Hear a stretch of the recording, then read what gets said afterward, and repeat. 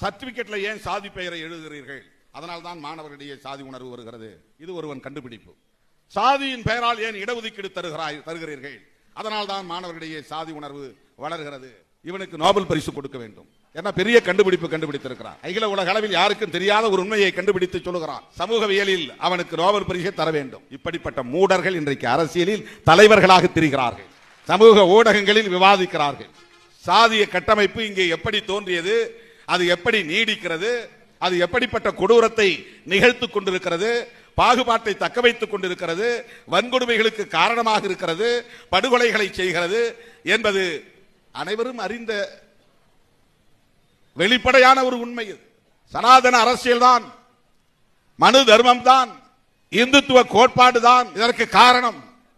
இது நீண்ட நெடிய காலமாக நீடித்துக் கொண்டிருக்கிற ஒரு அவலம், பேரவலம்.